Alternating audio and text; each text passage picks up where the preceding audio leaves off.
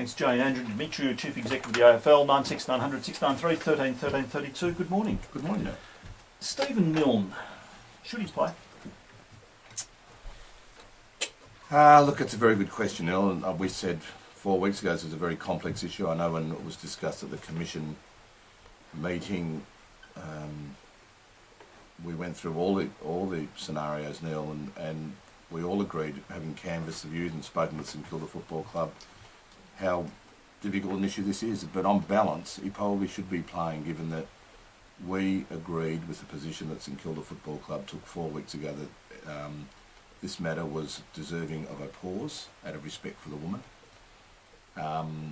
There will be people who will be outraged that he's playing. I've got no doubt about that, and I understand that.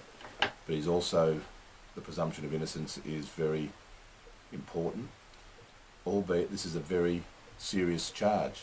And what we have done in our, in our deliberations is restricted his role in what he can do with his junior football club and with clinics. He's not a person of position in power. He's not a person with a position of decision making. He's part of a team. But he's not allowed to go to junior clinics anymore. No, he's not allowed to. He's not allowed to participate in coaching his junior football team. But I understand that there will be people who will find this very difficult, that he will be playing tomorrow. But on balance, we support the decision that he should play tomorrow. But in a sense, I mean, you've put the presumption, and I agree with the presumption of innocence, but certain people do carry an additional level of accountability. You do, I do. He's not a commentator or in a position of power, I agree with that. But you've already made that decision in a sense, saying, well, it's not good for him to be at junior footy clinics. What impact is this going to have on the crowd? It could be a very ugly day. It could be, Neil. I've said earlier in another radio program that I don't expect that he'll be greeted warmly by the crowd in general. I think that he'll get a mixed response, and he is, like the St Kilda Football Club, expecting that. It is true that there'll be some people in the crowd who'll be questioning why he should be playing, and I understand the issue. But they'll be doing worse than that. They'll be screaming out rapists at him. Well, that could possibly happen, and I think that's unfortunate because he's entitled to have his say, and we welcome the process, the judicial process. We can't say any more than that because it is sub judice, but on balance, it is appropriate for him to play. Will the AFL attempt to prevent or deal with people who abuse him in that way? No, I don't want to go into too much detail about the contingencies that have been put in place, but I think you would realise that if there are incidents in the crowd, they should be dealt with as appropriately in any circumstance. We do pay for police and we do pay for security, but again, there is an expectation that this will get a mixed response. So I don't want to. But would you be throwing out people for abusing him in those terms? I wouldn't think so, Neil, because there's probably going to be a few people that might be doing that.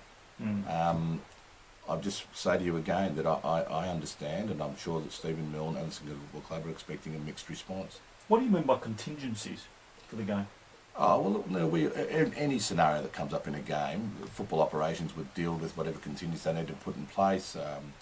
You described a scenario where if it got particularly ugly, then we would have contingencies, but I don't expect that to happen. So you think it will be... Well, would you ask the fans not to be abusive towards him? Look, I'd ask our supporters, who in the main are outstanding, Neil, when it comes to this sort of thing, so just to respect that there is a judicial process in place. At a point in time, this matter will be dealt with. I think we need to respect the woman involved in this particular case, and of course, I think Stephen Milne is entitled to some respect. This has been a 9-year gap between this incident happening. I'm not trying to in any way diminish how serious this issue is, but he has been playing football for 9 years now. He's carried himself as a model citizen to the best of our knowledge in that time. He's entitled to have his day in court, as is the woman.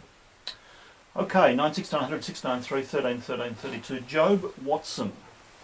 Do we know that he took this drug AOD 9604? Neil, I can't give you an answer to that until I get the final report from Asada. And you've heard the AFL continually say, and will continually say, that we're not going to give a running commentary out of fairness to the process. What can you tell me though? What is the AFL position on this drug? Is it banned?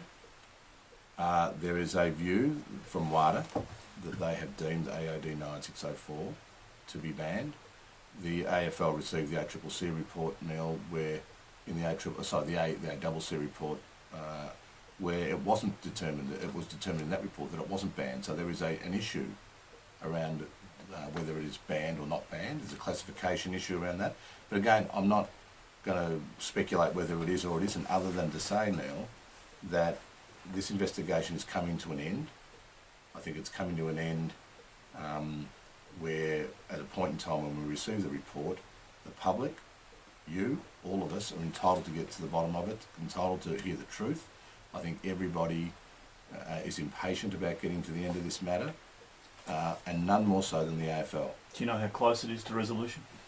Well, we do believe, Neil, that we might have an outcome before the end of August. That's what we're working towards. We're not trying to expedite the process. Everyone's been interviewed. It's been an extensive investigation, 130 interviews. But hopefully that's the timeline that we work towards. Does Joe Watson really know what he took or what he was given? I don't want to comment on that, Neil, other than to say Joe Watson is a person who I have the highest regard for. He is a person of very high integrity, together with his family, and he will get his opportunity at a point in time, Neil, to hear what the Asada investigation unveils. I understand. I've just been making the point publicly that Joe Watson said he took this stuff, but he was told he took that stuff. Now, that doesn't mean he did. That's not proof to me. Well, again, that's what we'll find out in the report. Okay, gee, it's rough on Essendon. I know Essendon supporters who are not taking any enjoyment out of this year because they think they're going to lose all their points. Could that still happen? I'm not going to give you a running commentary on that, Neil, because that would make some sort of headline even if I said something. All I'm going to say is the public, the media and everyone is entitled to get to the bottom of this matter and find out the truth, and that's what we're endeavouring to do. Well, has it been badly handled so far? It's taken so long. No, I don't think it's... Look, Neil, I mean, this is an investigation, very complex, and I think what we should say is that it's been well handled because we're getting to the bottom of it. I mentioned multicultural. Yeah, hold up. What do you got? Now, look, it's multicultural around this week. We've announced a multicultural team. We've Yep. got dancing and music at each game, Neil, and we've got these signs that'll be What do they handed say? out. Well, they say goal on one side in Arabic, Mandarin, Dinka, which is Sudanese. I bet you didn't know that, Neil. And Punjabi. And on the back says, come on. And we're going to be holding up all these signs this weekend. I'll guarantee if we run those past the language experts, there'll be something there like, go jump in the lake. God, I hope not. I think it's Oh, I odds better on. get that checked.